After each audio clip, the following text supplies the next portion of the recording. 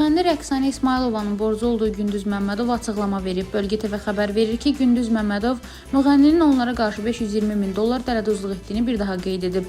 Rəqsanə İsmailova zəng edib dedi ki, çətin vəziyyətdədir, evdə az yaşlı uşaqları var. Biz də onun vəziyyətini nəzərə aldıq, onu buraxdırdıq. Şikayətimizi geri götürməmişik, pul ödəməyini gözləyirik deyə o qeyd edib. Xəbər verdiyimiz kimi Rəqsanə İsmailova ev dustaqlığına buraxılıb. Rəna Rövşən qızı BTV.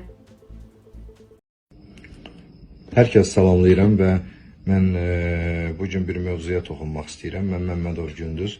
Son zamanlar Rəqsanə İsmailovanın həbs edilməsi ilə bağlı sosial şəbəkələrdə və media platformalarında müxtəlif belə xəbərlərə rast gəlirəm və bu məni çox narahat edir. Mənə elə gəlir ki, bu mövzu ilə mənim də açıqlamamın vaxtı gəlib. Deməli, 2022-ci ildə mənim qaynatam Nağıyev Məşədəlinin miqrasiya problemləri olub və vətəndaşlığın bərpa olunması məsələsi problemi yaranmışdır. Və 2022-ci ildə Rəqsanə İsmailova və həyat yoldaşı Fazil Əmraslanov bizə özləri müraciət etdilər ki, bu məsələni həll edə bilərik. Onlar dedilər ki, Rusiya Federasiyasında hüquq mühafizə orqanlarında bizim yüksək rütbəli tanırdığımız şəxslər var və ailəvi gediş-gəlişimiz var. Təbii ki, mən adlarını çəkmək istəmirəm. Bu hansı rütbəli şəxslərdir?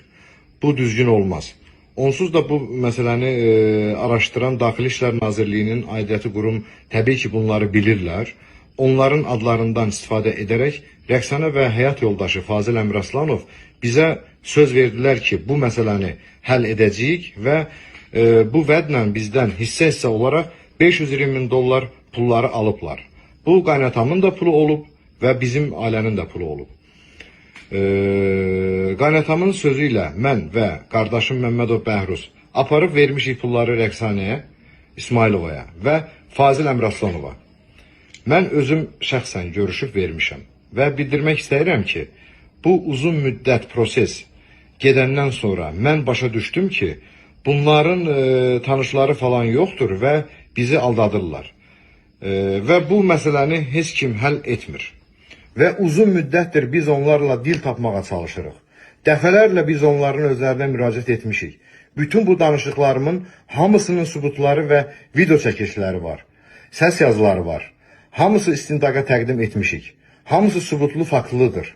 Onlarla dəfələrlə görüşmüşük, lakin heç bir nəticə əldə etməmişik. Və sözüm sizədir, media nümayəndələri. Nəsə açıqlama verməmişdən qabaq, qarşı tərəfin fikirlərini maraqlanmaq lazımdır. Heç də hadisələr təqdim olunmuş kimi